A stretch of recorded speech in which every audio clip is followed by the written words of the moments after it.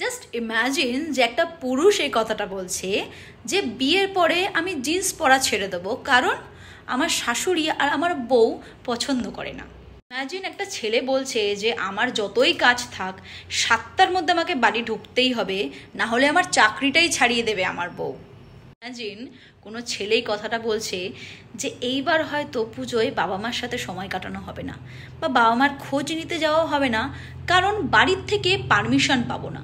Imagine কোনো পুরুষ মানুষ এই কথাটা বলছে যে খাবারটা বানিয়ে রাখি, বাড়ি খুব পরিশ্রম করে বাড়ি আসবে, তো বাড়ি এসে যেন গরম গরম খাবার পায়।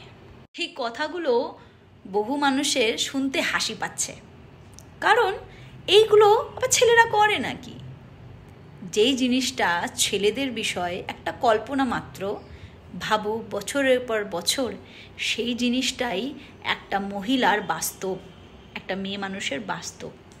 তাই হেসো না, পারলে ফিল করার চেষ্টা করো।